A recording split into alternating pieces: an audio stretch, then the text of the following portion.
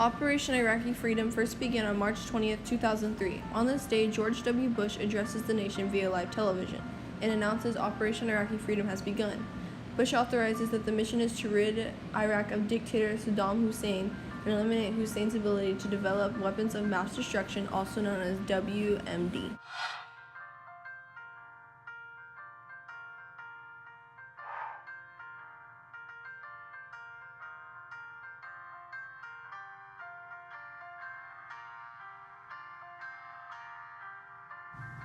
As one of the heads in operation, Chief Master Sergeant Brent B. Rogers is the command chief, Master Sergeant.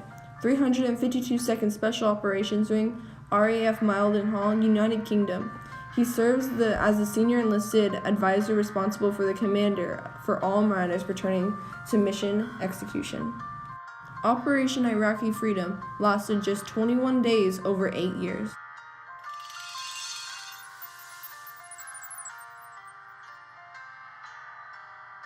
I had the amazing opportunity to do a personal interview with Aaron Robbins, a former soldier of Operation Iraqi Freedom. He was only 17 when he first joined. He had just dropped out of high school in the summer. Seeing 9/11 made him want to fight and be a part of the resolution for our country.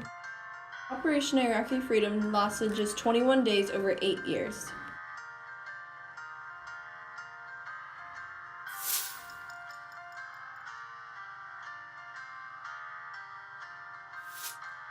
The Iraq War was fought between Iraq and a group of countries led by the United States and the United Kingdom. It began on March 20, 2003 and ended December 18, 2011. The war resulted in a toppling of Iraq government led by Saddam Hussein. Iraq originated in Arabic, meaning deeply rooted, well-watered, and fertile. The name has been in use since before the 6th century.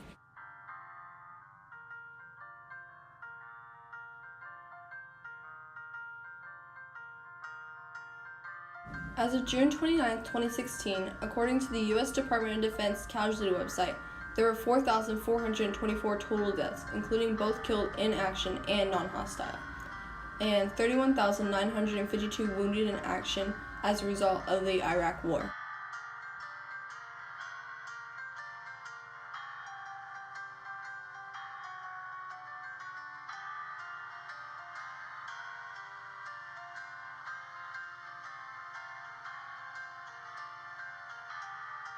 During the interview with Aaron Robbins, he told me about the day he remembered that they opened a Burger King in Iraq.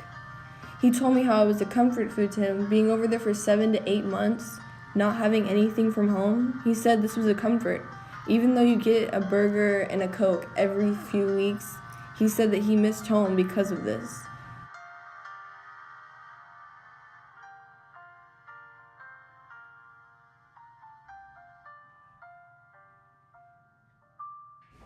The U.S. used a precision bombing attack and fast-moving troops to quickly invade Iraq. This method of the attack was called shock and awe. Within a few weeks, they had taken over the capital city of Baghdad. Later that year, Saddam Hussein was captured. He was put on trial by the new Iraqi government and was executed in 2006. Iraq's oil reserves approximately hold 150 billion barrels and are the 5th largest in the world.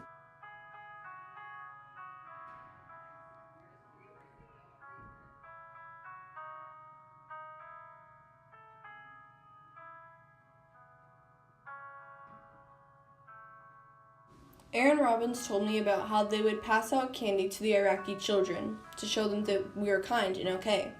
He said that they got to the point where the Iraqis noticed that the children would walk right up to the soldiers, so they would plant bombs on the children to blow up and hurt the soldiers and kill them with intention. Iraqi women are known to be twice as illiterate as the men in their country.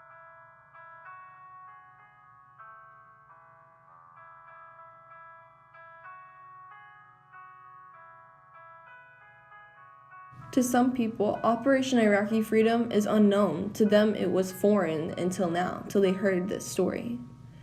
To me, it was foreign until my uncle told me about it, which is Aaron Robbins. He explained to me how hard and how treacherous it was, and you fought for your life every day, and you had to trust the people around you with your lives.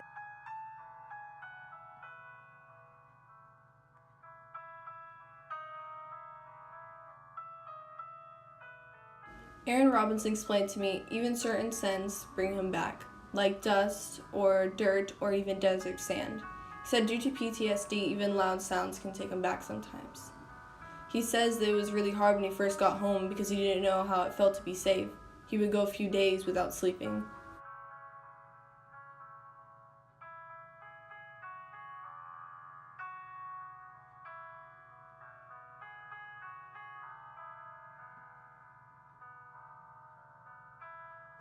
Aaron Robbins first explained to me that when he got home, he felt relief, knowing that he felt safe, but he also at times didn't. He felt as though he could go back at any moment, at any time. There were times and dark times for him. He chose to stay strong and push himself and keep going to fight for our country and help be part of the resolution.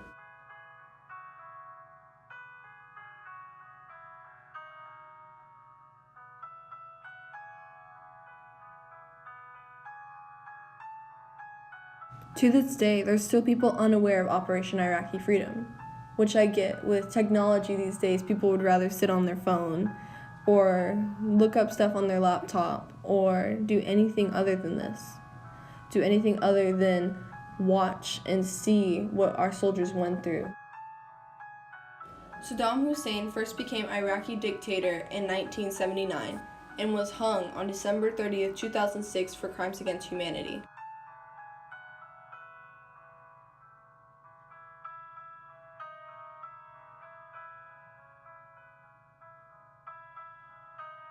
When Operation Iraqi Freedom ended, George W. Bush announced that Iraq would be in charge of its own safety and protection.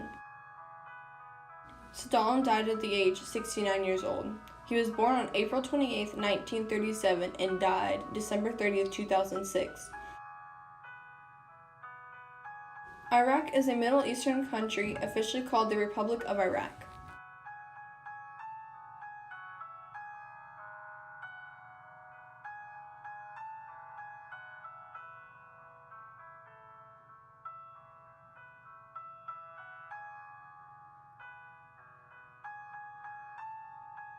Iraqi people would raid and attack and kill Americans at their own base when they were fighting. They would be asleep and multiple Iraqi men would come in, and including women would come, and they would kill American soldiers.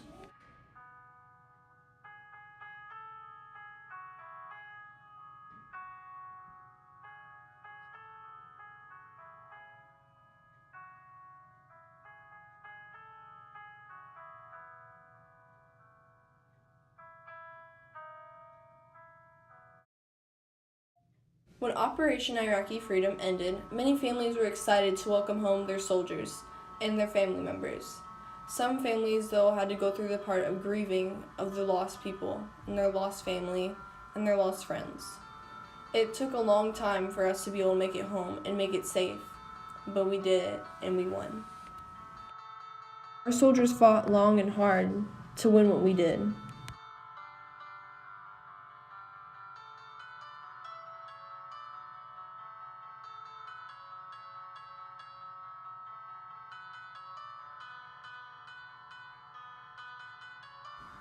It was much harder for the American soldiers to find Saddam Hussein because of how many Iraqi people still cherished him and cared for him, seeing him still as a leader in their eyes. He was found in a basement of an Iraqi family when he first was found by the American soldiers. The invasion was supported by a coalition of 35 countries with the US, Great Britain, and Australia playing major roles.